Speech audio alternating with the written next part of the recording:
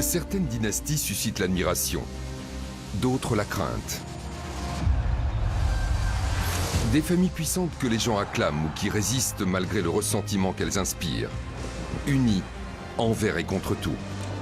Les dynasties traversent les époques en s'appuyant sur leurs relations et leurs fortunes, transmises de génération en génération. Leur continuité est assurée par des héritiers dont certains parviennent à reprendre le flambeau, tandis que d'autres s'effondrent. À la tête d'un empire, riche, célèbre, puissant. Un clan, rassemblé sous le même nom de famille. Un nom qui porte en lui un héritage. Un nom qui est entré dans l'histoire.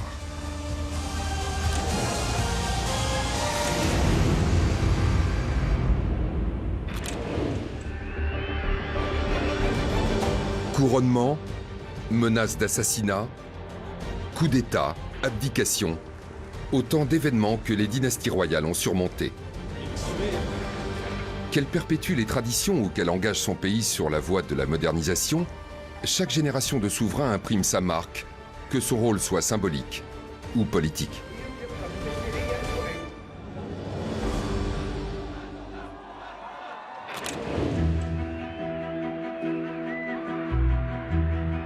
Les Windsor sont sans doute la famille royale la plus célèbre du monde. Ils ont compris depuis bien longtemps qu'ils devaient s'adapter à la volonté populaire pour perdurer. Né en 1865, le prince Georges-Frédéric Ernest Albert de la maison de Saxe-Cobourg-Gotha est proclamé roi sous le nom de Georges V en 1910. La Première Guerre mondiale ayant engendré un profond sentiment anti-allemand dans le pays, le roi déclare renoncer, ainsi que toute la famille royale, à tous ses titres allemands et à son nom, et adopte celui de Windsor. On a tendance à l'oublier, mais Windsor est un nom inventé. Il a été fabriqué de toutes pièces.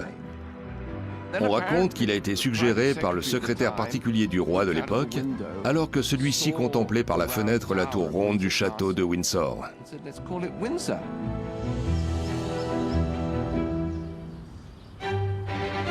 Le roi Georges V meurt le 20 janvier 1936. Son fils aîné Édouard lui succède.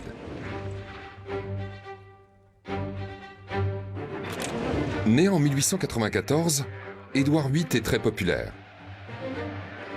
Le prince de Galles a représenté son père en de multiples reprises dans les années 1920, à l'occasion des grandes tournées royales dans l'Empire. À cette époque, le prince de Galles était un coureur de jupons. C'était un prince et un playboy. Il était réputé pour ses conquêtes glamour qui, c'était moins connu, étaient souvent déjà mariées. Mais il faisait naître chez les femmes une sorte d'attente, l'espoir d'être l'élu, celle qui l'épouserait. En 1931, il rencontre Wallis Simpson dans une soirée mondaine. Le roi George désapprouve cette liaison qu'il juge inconvenante entre l'héritier du trône d'Angleterre et une femme divorcée. Mais même son décès et l'accession au trône d'Édouard n'auront pas raison de leurs sentiments. Le Premier ministre Stanley Baldwin informe le nouveau roi qu'il n'a que 3 options. Rompre, se marier contre l'avis du Parlement qui présenterait alors sa démission, ou abdiquer.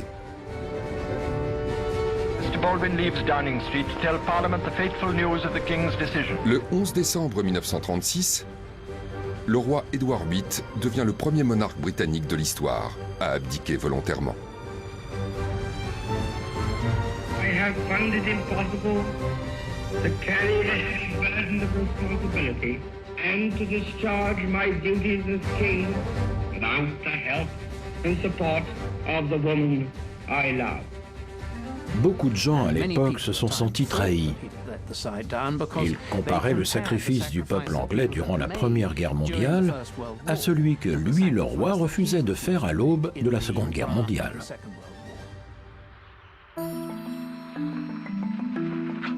Son frère devient donc roi malgré lui sous le nom de Georges VI, contraint d'endosser ce rôle à la suite de la scandaleuse abdication de son aîné.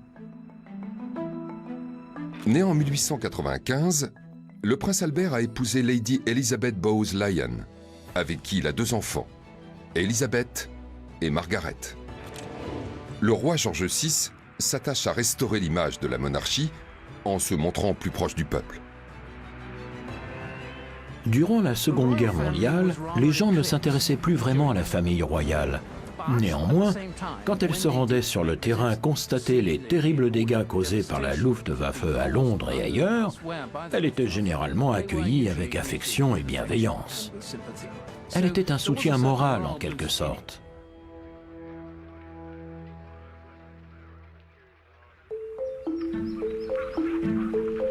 Elisabeth Alexandra Marie de la maison des Windsor est née en 1926. Bien qu'elle n'était pas prédestinée à jouer un rôle important pour l'avenir du royaume, sa mère a façonné son image publique dès son plus jeune âge.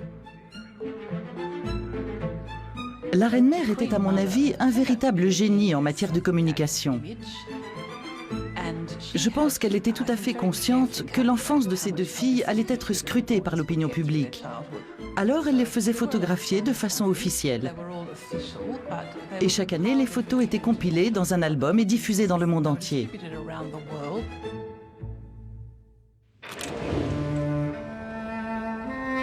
Le prince Philippe de Grèce et du Danemark demande en mariage Élisabeth, de 7 ans sa cadette, en 1946. Philippe renonce à ses titres, adopte le nom de Mountbatten et devient citoyen britannique. Le couple se marie le 20 novembre 1947. La princesse Élisabeth et son mari font escale au Kenya en 1952, au retour d'une tournée du Commonwealth que le roi était trop malade pour effectuer lui-même. C'est au Kenya que la princesse apprend la mort de son père. En tant que monarque, la reine Élisabeth a œuvré depuis le début de son règne pour le bien du Commonwealth.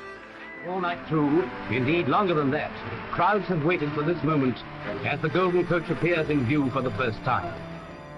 Le dévouement de la reine Élisabeth envers le Commonwealth est incontestable. Elle avait 21 ans quand elle a fait le serment de le servir et elle s'est acquittée de sa tâche avec brio. I declare before you all that my whole life, whether it be long or short, shall be devoted to your service and to the service of our great imperial family to which we all belong. 53 pays partagent un même chef, la reine. Et elle a tissé avec chacun d'entre eux un lien très particulier et personnel, puisqu'elle les a quasiment tous visités. Sans la reine, le Commonwealth se serait sans doute fragilisé. Il n'existerait peut-être même plus. Le 9 septembre 2015, la reine Élisabeth détrône son aïeule Victoria en battant le record de longévité sur le trône britannique.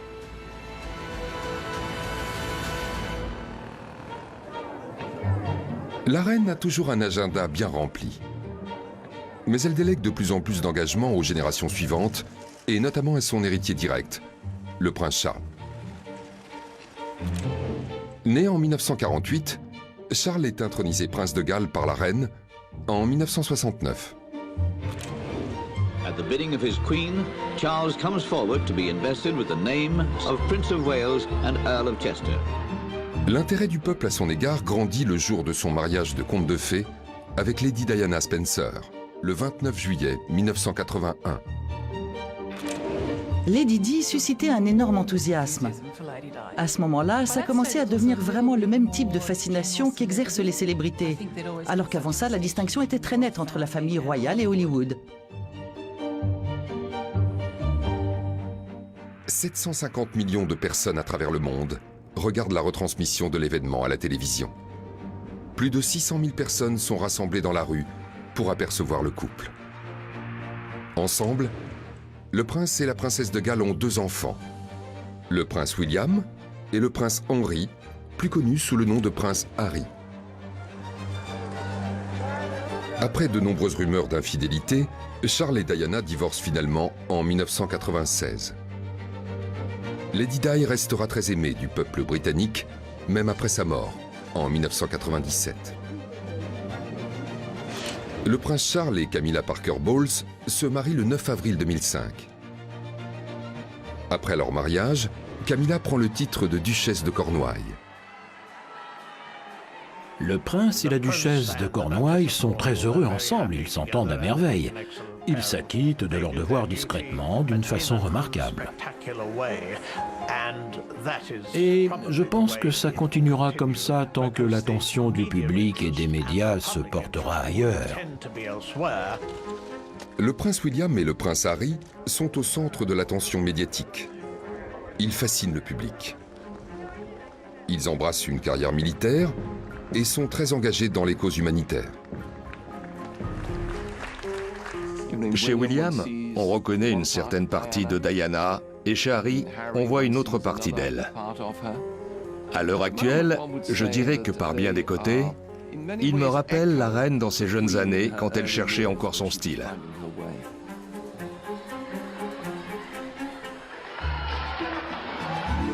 Après avoir connu leur lot de scandales et une tragédie, les Windsor forment aujourd'hui une dynastie plus unie que jamais. Si le prince Charles est l'héritier du trône, c'est sur la jeune génération que repose l'avenir de la famille royale. Elle doit trouver le juste équilibre pour être proche du peuple, tout en veillant à la sécurité de ses membres. La famille royale britannique est populaire parce qu'elle est vue comme un symbole d'unité nationale. Elle doit être accessible tout en maintenant une certaine distance. Globalement, la monarchie britannique y est parvenue brillamment, en tout cas ces dernières années, avec l'arrivée de la jeune génération. Mais aussi grâce à une reine qui est unique dans notre histoire. Je pense que l'avenir de la monarchie britannique n'a jamais été aussi prometteur.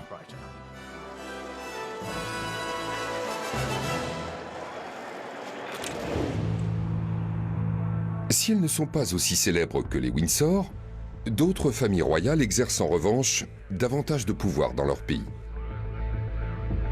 Le Koweït est une monarchie constitutionnelle avec un régime parlementaire.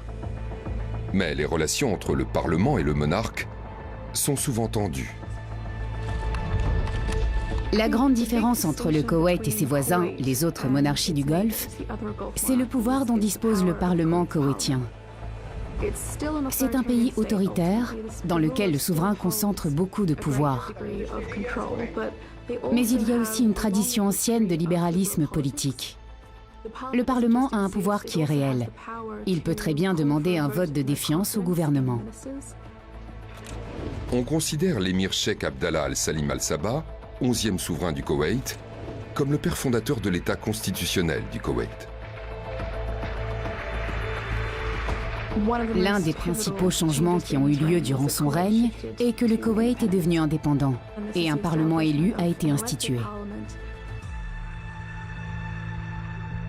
En août 1990, alors que se répand la nouvelle d'une invasion du Koweït par l'armée de Saddam Hussein, l'émir à la tête du pays, le cheikh Jaber Al-Ahmad Al-Sabah, part en exil. This conflict started August 2nd when the dictator of Iraq invaded a small and helpless neighbor. Après l'invasion du Koweït par l'Irak, la famille royale koweïtienne a été forcée de s'exiler à Taïf, en Arabie saoudite. À l'époque, il a été dit, notamment par des diplomates occidentaux, que le cheikh Jaber était malade et psychologiquement affaibli à cause justement de l'invasion irakienne. En tout cas, il leur est apparu fragile d'un point de vue émotionnel. Un autre membre de la famille royale assure la succession. Le cheikh Saad a joué un rôle fondamental en mobilisant les autres pays arabes pour qu'ils soutiennent le Koweït. C'est également lui qui a mené des négociations avec l'opposition pour faire en sorte que le pays affiche un front uni face à l'occupant irakien. Il a vraiment pris les choses en main et les négociations ont débouché sur un accord qui a plus tard abouti au rétablissement de l'Assemblée nationale koweïtienne en 1991. De retour au Koweït après la libération de son pays en 1991, le cheikh Saad prend ses fonctions d'émir le 15 janvier 2006, bien qu'il soit atteint d'une maladie du côlon. How do you feel? It's very heavy. Very heavy indeed. To be back home.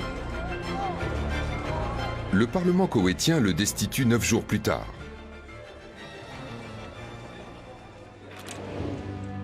Le cheikh Sabah Al-Ahmad Al-Jaber Al-Sabah est l'actuel et 15e souverain du Koweït. Il règne depuis 2006. À l'heure actuelle, le cheikh entretient d'assez mauvaises relations avec le Parlement. La situation se dégrade.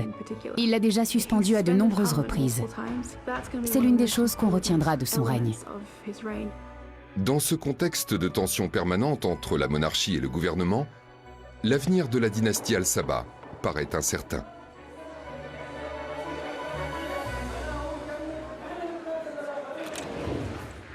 Chez le voisin du Koweït, on estime que la fortune de la famille Saoud atteint plus de 1 billion de dollars. Elle provient pour l'essentiel de vastes réserves de pétrole découvertes en 1938. La dynastie compterait actuellement plus de 15 000 membres, même s'ils sont seulement 2000 à bénéficier de prérogatives officielles lucratives. Abdelaziz Al Saoud, nom sous lequel il est connu dans le monde arabe, ou Ibn Saoud pour les Occidentaux, est considéré comme le père de l'Arabie saoudite moderne. Au début du XXe siècle, les membres de la famille Saoud sont en exil. En 1902, accompagné de ses hommes, Ibn Saoud pénètre de nuit dans la ville de Riyad et la reprend. Un peu tel Arthur et ses chevaliers de la table ronde, il est arrivé par le désert et a pris l'ennemi par surprise à Riyad. Ibn Saoud réunit ses conquêtes en un État unique, le Royaume d'Arabie Saoudite. Il l'a baptisé Royaume d'Arabie Saoudite du nom de sa famille, et quelques années plus tard, du pétrole a surgi du sol. Ce royaume extraordinaire qu'il a construit a alors vu sa prospérité économique assurée pour tout le XXe siècle.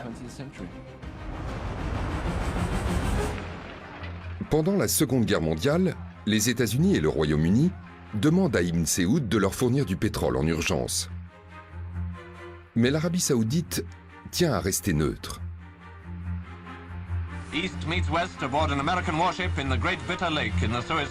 Pourtant, peu de temps avant la fin de la guerre, il rencontre le président américain Franklin Delano Roosevelt et le premier ministre britannique Winston Churchill pour discuter de l'avenir. Ibn Saoud avait décrété que Churchill et l'Angleterre étaient finis.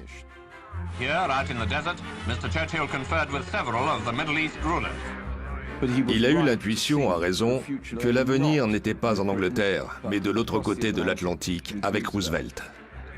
Il ne voulait pas qu'on se mêle de sa politique et se disait que l'Amérique était très loin, à l'autre bout du monde. Elle ne chercherait pas à jouer un rôle au Moyen-Orient. Évidemment, là-dessus, il s'est trompé.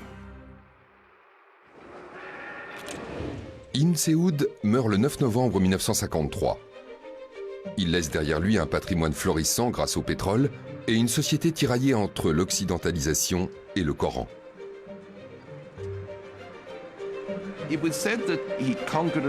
On a dit qu'il avait construit le royaume avec une épée d'acier et une épée de chair. L'épée d'acier était le symbole de ses conquêtes, et l'épée de chair, celui de cette gigantesque dynastie qu'il a créée, dont les membres ont eu à leur tour un nombre considérable d'enfants et ont investi tous les domaines de la vie politique en Arabie Saoudite. À la mort de son père en 1953, Saoud Ben Abdelaziz Al Saoud monte sur le trône. Il nomme son frère Faisal Premier ministre. Mais les dépenses somptuaires de Saoud conduisent le pays au bord de la faillite. Et après 11 ans de règne, la famille le force à abdiquer et le remplace par son frère.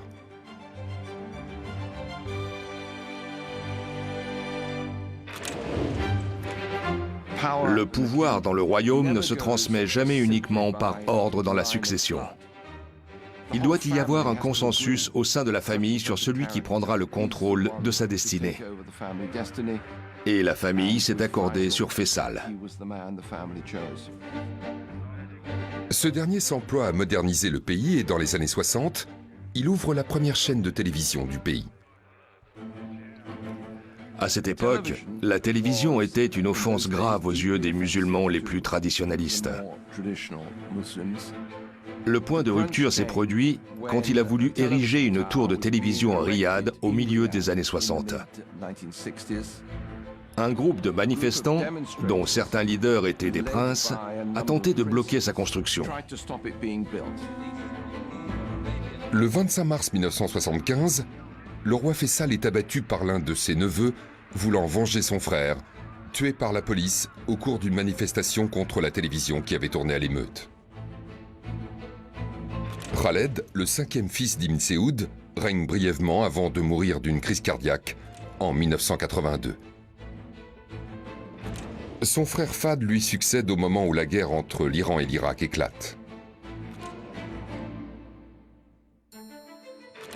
Tout au long des années 60, 70 et 80, l'Arabie saoudite avait réussi à maintenir des relations relativement équilibrées avec l'Irak, l'un de ses voisins dans le Golfe. L'annexion du Koweït par Saddam a complètement changé la donne.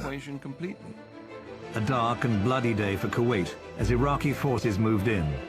La conséquence, c'est que l'Arabie saoudite a commis l'impensable en autorisant les forces américaines, les infidèles, à pénétrer dans le pays, à atterrir et à s'entraîner en Arabie saoudite aux côtés des forces saoudiennes pour reprendre le Koweït.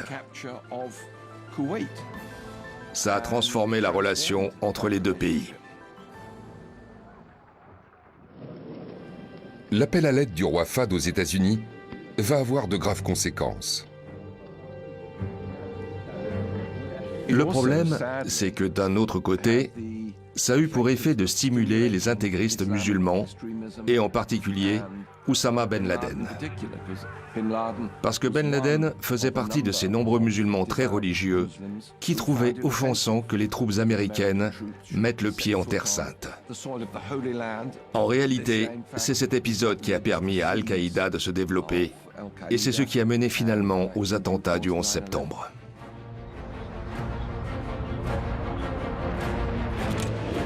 En 1995, le roi Fahd est victime d'une série d'AVC. Le prince héritier Abdallah, son demi-frère, est le dirigeant de facto du royaume. Après les attaques terroristes du 11 septembre 2001, le monde découvre que sur les 19 pirates de l'air, 15 étaient saoudiens. Dans une lettre adressée à George Bush, le prince héritier Abdallah donne des gages de bonne volonté aux États-Unis en faisant le serment de mener une guerre sans merci contre le terrorisme. Devenu roi, il maintient des relations cordiales avec les États-Unis et la Chine au début du XXIe siècle.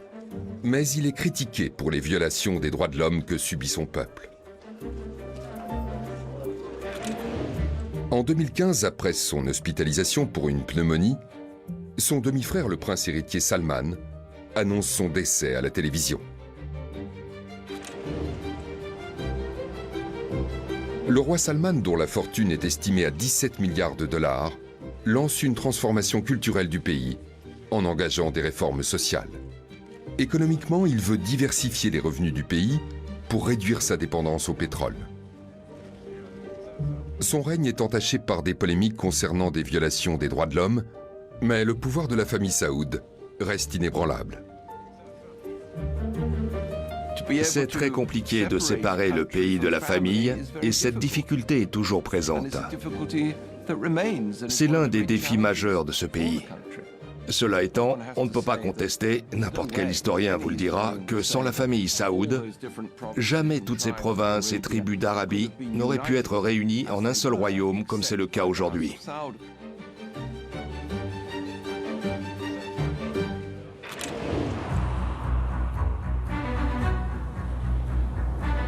Comme sa voisine l'Arabie saoudite, le royaume du Qatar est une monarchie absolue.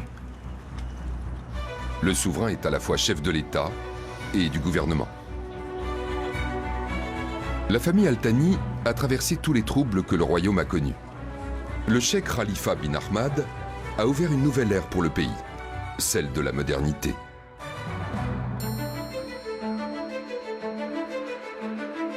Le 29 mai 1970, alors que le Qatar est encore un protectorat britannique, le cheikh Khalifa devient le premier chef du gouvernement. Même si officiellement le pouvoir est exercé par son cousin, l'émir Cheikh Ahmad, il annonce lui-même l'indépendance du Qatar le 3 septembre 1971.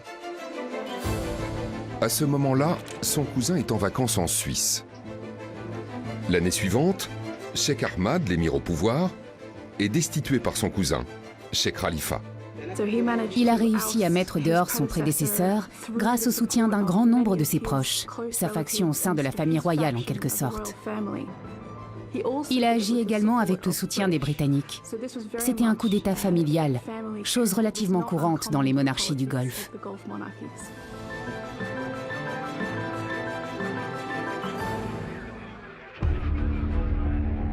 Le changement d'émir entraîne un profond changement dans la répartition du pouvoir au sein de la monarchie.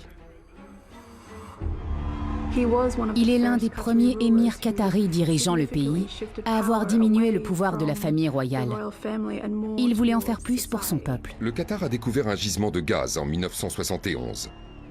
Certains reprochent au cheikh Khalifa de ne pas avoir exploité au mieux la nouvelle ressource, de peur que la société ne change.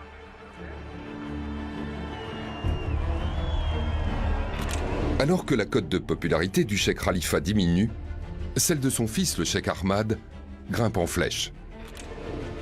Comme on pouvait s'y attendre, il finit par renverser son père. Il a fini par devenir l'émir Ahmad au bout de quelques années. Il est apparu comme la promesse d'un vent réformiste incarné par une nouvelle génération de leaders au Moyen-Orient.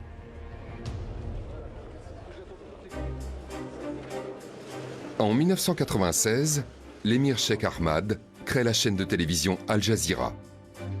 Elle fait apparaître le Qatar comme un pays progressiste aux yeux du monde.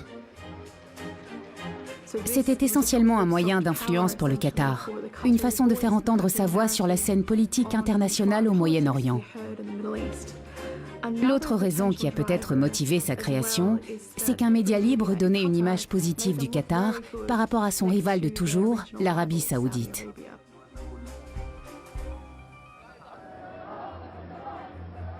Mais la chaîne soulève aussi des critiques. On lui reproche d'attiser la révolte du printemps arabe et de donner la parole à Khaled Meshal, un dirigeant du Hamas, et à Youssef al-Qardawi, prédicateur des frères musulmans.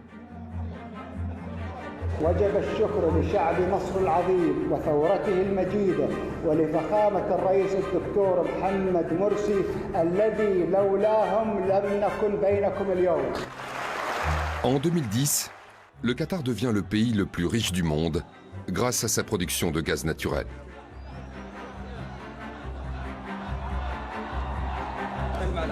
En 2013, malgré la prospérité de son pays, l'émir Cheikh Ahmad transmet officiellement le pouvoir à son fils, le cheikh Tamim bin Ahmad Al Thani.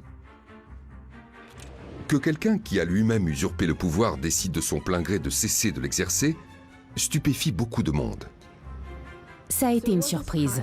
En même temps, c'est totalement cohérent avec la stratégie du Qatar d'apparaître comme un pays avant-gardiste. Ils anticipent de potentiels futurs appels à une libéralisation de la part du peuple, avant même que celui-ci ait eu le temps de réclamer quoi que ce soit.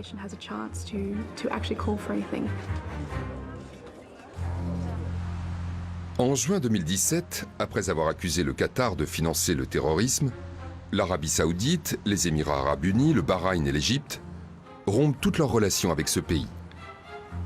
Ils imposent aussi des restrictions sur le commerce et les déplacements. Il semblerait que le Qatar ait plutôt bien résisté au blocus pour l'instant d'un point de vue économique. Sur le plan intérieur, ce qui est intéressant, c'est qu'on assiste à une résurgence du nationalisme qatari. Reste à savoir si le cheikh Tamim survivra au boycott des États voisins. Ce qui est certain, c'est qu'au sein de la dynastie Al Thani, d'autres attendent leur tour pour régner.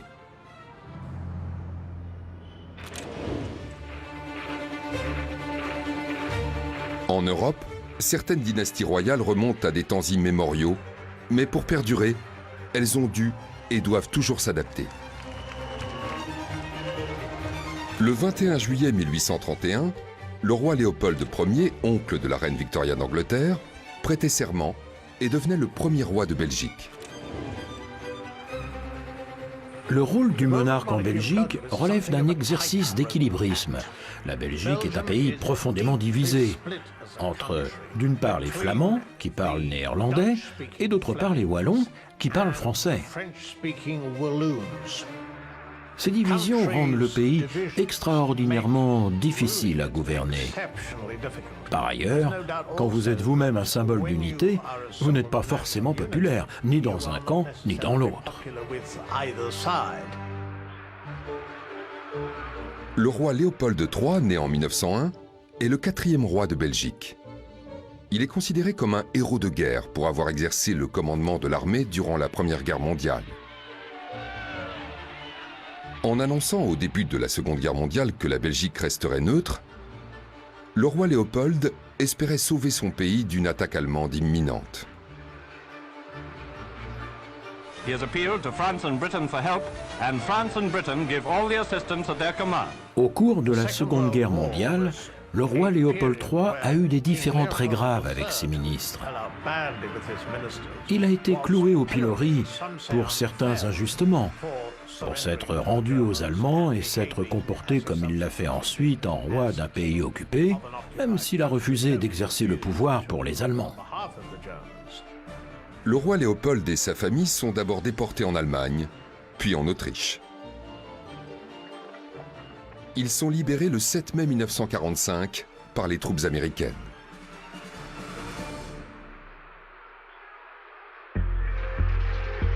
À cause d'une opposition de plus en plus véhémente, le roi Léopold attend 1950 pour rentrer à Bruxelles. King Leopold decided, despite ominous demonstrations against him, to accept an invitation from the majority in the Belgian parliament to resume his rule. À 20 ans, son fils Baudouin monte sur le trône le 17 juillet 1951. Il devient le 5e roi de Belgique. Le roi Baudouin a réussi à apparaître comme le monarque dont le pays pensait avoir besoin. Il rassurait par son apparente neutralité, et il était aussi prudent qu'on peut l'être. Il avait tiré des leçons des tensions que le royaume avait connues dans les années précédentes.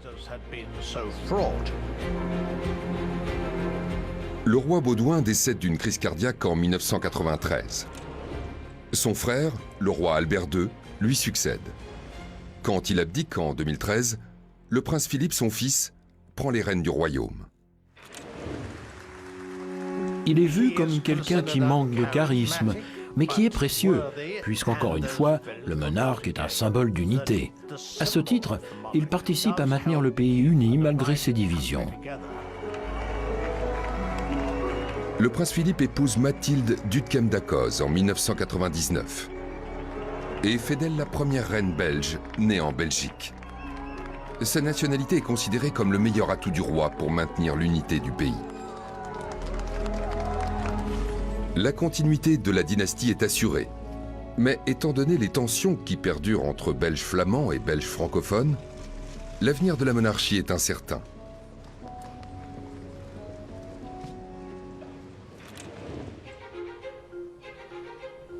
La famille Grimaldi règne sur Monaco depuis 1297. Monaco est une principauté ancienne, comme il y en avait beaucoup en Europe du temps de la Renaissance et de la Réforme. Elles sont peu nombreuses à avoir survécu. Héritiers d'un passé dont nous pouvons être fiers, attachés viscéralement à notre rocher, nous ressentons tous intensément. Elle n'aurait pas pu exister sans l'autorisation de la France.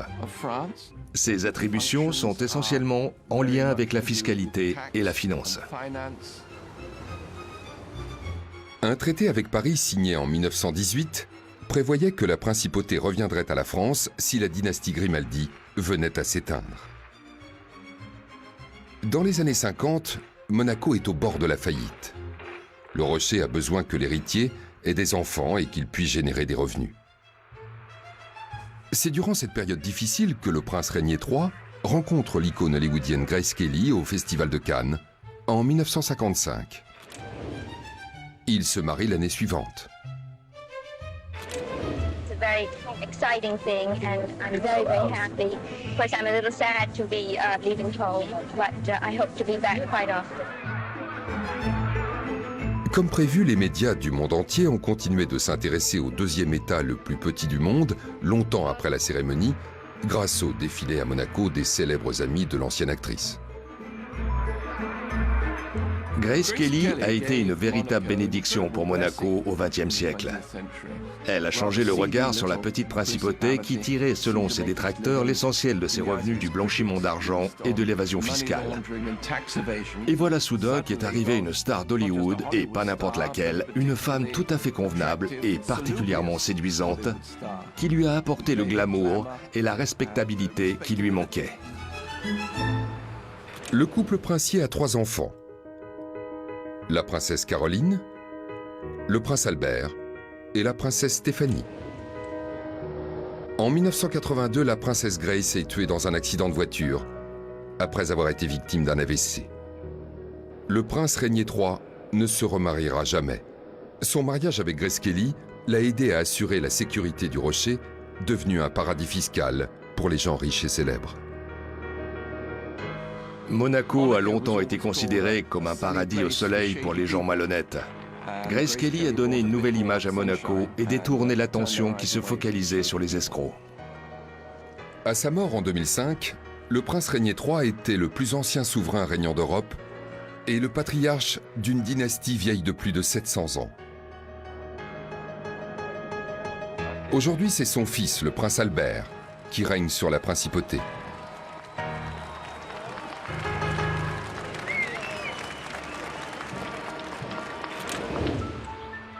La monarchie danoise est l'une des plus anciennes du monde. L'actuelle souveraine, la reine Margrethe II, est une cousine au 3e degré de la reine Elisabeth II. Selon la constitution danoise, la reine n'a qu'un pouvoir symbolique. Il lui est interdit d'intervenir dans la politique du pays. Actuellement, la monarchie a le vent en poupe au Danemark. Il semble que 80 à 90% des Danois soutiennent la reine. I think she's a good queen and she unites the people of Denmark. À la naissance de Margrethe II, en 1940, alors que le Danemark est occupé par les nazis, les femmes sont encore écartées de la succession. À partir de 1953, date à laquelle une nouvelle loi sur la succession est promulguée, ce n'est plus le cas. Et à l'âge de 13 ans, la princesse Margrethe II devient l'héritière de la couronne. Cela annonçait tous les changements à venir dans les monarchies européennes durant les 20 années suivantes. Les héritiers royaux, qui jusque-là se mariaient invariablement avec d'autres membres de familles royales ou de l'aristocratie, ont enfin pu se marier par amour. Dans ce sens, les monarchies sont devenues plus démocratiques. Elles ont évolué avec leur époque. Le 10 juin 1967, Margrethe II épouse Henri-Marie-Jean André, comte de la Borde de Montpezat.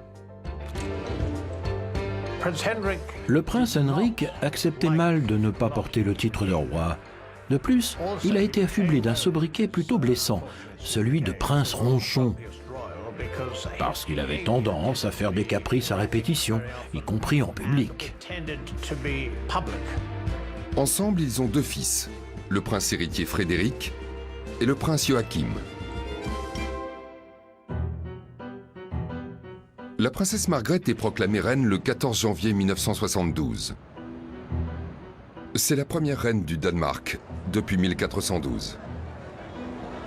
Margrethe désormais reine, Henrik obtient le titre de prince consort. En 2002, le prince héritier Frédéric lui est préféré pour représenter la reine à une cérémonie de célébration de la nouvelle année. Le prince consort se réfugie alors dans son château en France, se plaignant d'avoir été écarté. Il ne fait aucun doute que si on prend en compte son tempérament, le prince Henrik n'était pas fait pour le rôle d'époux de la reine. C'est vraiment dommage qu'il n'ait pas été capable d'accepter la situation dans laquelle il s'est retrouvé, et aussi qu'il ait montré son insatisfaction en public.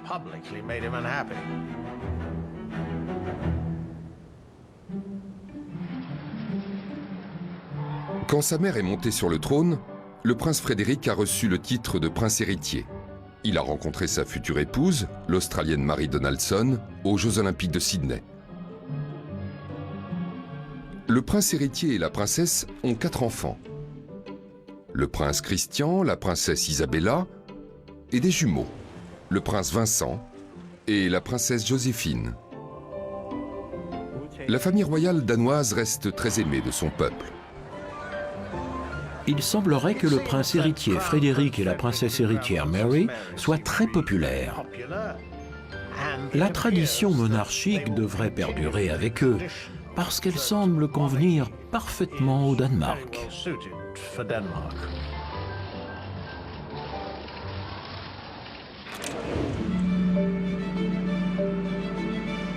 La maison impériale du Japon est la plus longue dynastie régnante du monde. Institution ancrée dans la tradition, la famille impériale a dû faire face depuis le début du XXe siècle à un monde en plein bouleversement. Le prince héritier Hirohito, né en 1901, a été le premier membre de la famille impériale à voyager à l'étranger lors d'une tournée de 6 mois en Europe en 1921. Il a dit après sa visite en Angleterre avoir trouvé la famille royale britannique très proche de ses sujets. Et il pensait que le Japon devait suivre son exemple. 3 ans plus tard, il épouse la princesse impériale Nagako. Ils auront 7 enfants.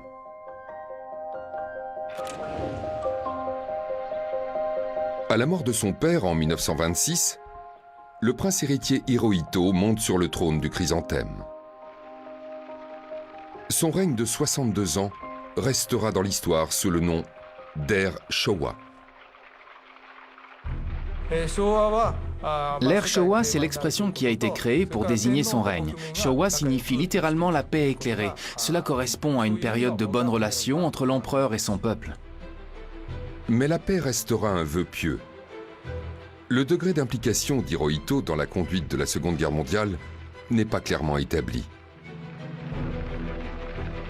Il est dit qu'il aurait donné son accord a posteriori à l'invasion de la Mandchourie par le Japon et, des années plus tard, avoir été prévenu de l'attaque sur Pearl Harbor et l'avoir approuvé. Malgré le rôle controversé de l'empereur pendant la guerre, c'est lui qui annonce la défaite au peuple japonais en 1945. À cette occasion, les Japonais entendent sa voix pour la première fois.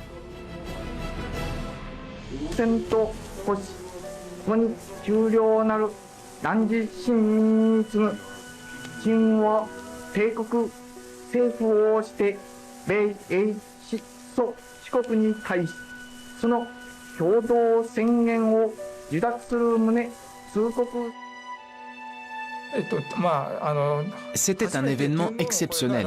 Pour la première fois, la voix de l'empereur était diffusée à la radio. Mais il ne savait pas quelle réaction les gens allaient avoir en entendant ce message de capitulation. C'est pourquoi le peuple a été prévenu de son intervention avant. Mais les circonstances étaient exceptionnelles. L'empereur lui-même souhaitait faire cette déclaration. Ils ont d'abord enregistré son allocution sur un disque et diffusé cet enregistrement de l'empereur pour annoncer la défaite au peuple japonais. Parmi les dirigeants des forces alliées, certains estiment que l'empereur Hirohito devrait être jugé pour crime de guerre. A l'inverse, le général Douglas MacArthur défend son maintien sur le trône dans un rôle purement symbolique pour mieux faire accepter la défaite. La constitution du Japon élaborée par les forces alliées est promulguée le 3 novembre 1946. Jusque-là, l'empereur était l'autorité suprême dans le pays. Il était à la fois le chef du gouvernement et le chef de l'armée. Mais après la guerre, la nouvelle constitution lui a retiré ses prérogatives. Son rôle est devenu purement symbolique. Depuis, l'empereur est le symbole de l'État et de l'unité du peuple japonais.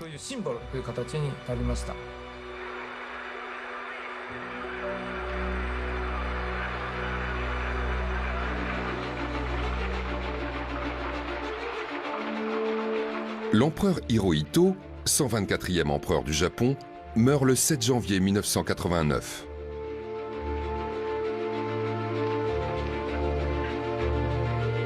La naissance d'Akihito en 1933 a été accueilli avec allégresse. Très tôt, le prince héritier s'est acquitté de certaines obligations royales, y compris à l'étranger. En 1953, c'est lui qui représente son père au couronnement de la reine Elisabeth II. My father has told me many times of the happy days he spent here when he visited your country 32 years ago. Il met fin à une tradition de 1500 ans en épousant en 1959 une roturière, Michiko Shoda. Certains estiment que cela illustre deux choses. D'une part, que le Japon d'après-guerre était devenu une société démocratique, et que l'empereur était effectivement devenu un symbole du Japon et de son peuple. J'ajouterai par ailleurs que son mariage a été le premier mariage d'amour dans l'histoire de la famille impériale du Japon. Leur premier enfant, un fils appelé Naruhito, naît en 1960. La succession est donc assurée. Ils ont ensuite un deuxième fils, Akishino, et une fille, Sayako. L'empereur Akihito a fait plus de voyages à l'étranger que ses prédécesseurs. En 1998, il rencontre la reine Elisabeth II, malgré les protestations d'anciens prisonniers de guerre britanniques. Il exprime à cette occasion ses regrets sur les souffrances infligées par son pays.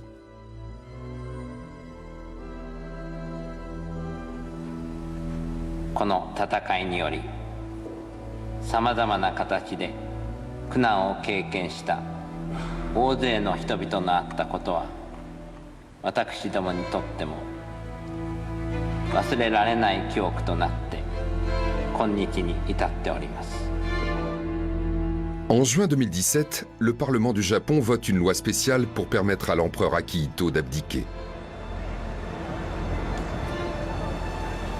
Cette loi n'évoque pas la possibilité d'une succession féminine au trône.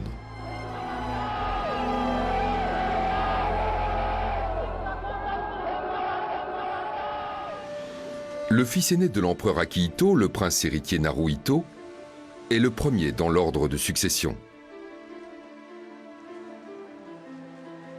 Même si la Constitution a largement restreint les pouvoirs de la famille impériale du Japon, elle n'en continue pas moins de fasciner le peuple. Elle est une présence rassurante pour les Japonais en des temps agités.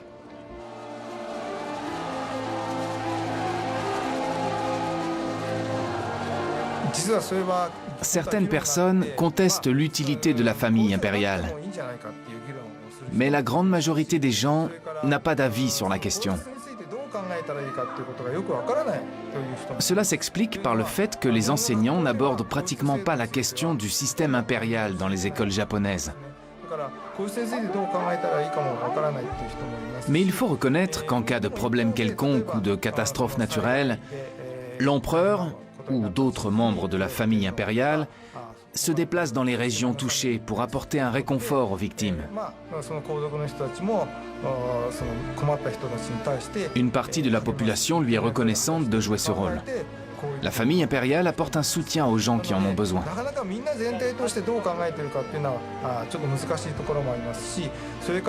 Par ailleurs, même si la parole est libre dans le Japon moderne, certains ont encore peur d'exprimer une opinion sur l'empereur ou la famille impériale et s'autocensurent.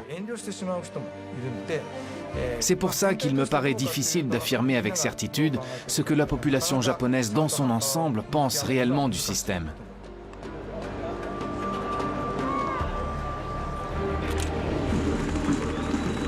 Par des mariages d'amour ou de raison, traditionnels ou modernes, qu'elle joue un rôle politique ou symbolique, en s'accommodant des règles de successions ancestrales ou en les faisant évoluer,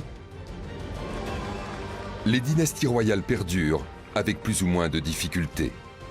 Mais c'est toujours par la volonté du peuple qu'elles peuvent régner.